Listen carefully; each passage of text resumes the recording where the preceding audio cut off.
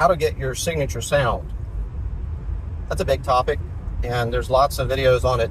My take is that on this, make a list of your top 10 to top 20 albums. Research where they were recorded, what were they recorded with. You don't have to use the exact same techniques or equipment, but it does help to have a starting point.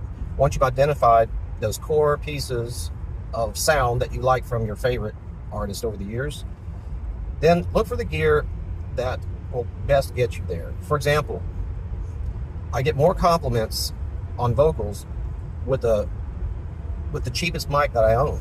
My cheapest mic is this Fostex dynamic mic I bought. It was my first piece of recording gear. I bought it in 1986, and I've gotten more compliments on the vocals that I have used that mic for. Don't assume that if something's expensive that it's going to sound good or it's the sound that you want. I fell into that trap I don't know how many times, and then being shocked that I wasn't happy with it.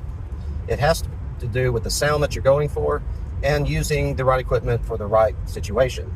Another piece of gear that really helped my sound, at least to get to where I want it in my head, is I have a Fostex 4-track, not a Fostex, a Tascam 464 4-track. I love the mixer on it, and I believe the mixer is the same on that one as the 424 and the 488 for the most part. I can run a final mix through it as a summing mixer, and I can also track vocals and instruments through the mixer part.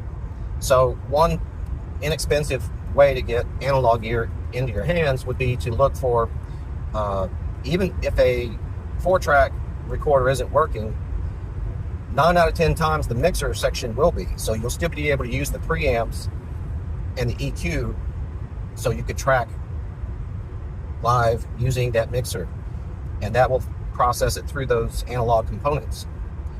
You can find a used Tascam mixer, like a multi-track, and lots of times they're listed as non-functioning or non-working, and most of the time they're referring to the transport of the cassette deck.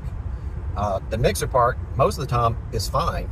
So always check with the person who's selling it to see if that the problem is with the tape deck and not the mixer, because you can have a really nice 424 mixer with a non-working cassette deck. I've seen them as cheap as $125, or any of the 464, 488. I just saw a Tascam 488 for $75 because the tape deck didn't work, but the mixer is by far worth it. So that's just a couple examples where a cheap mic and cheap used gear can get you a really signature sound, if that's what you're going for.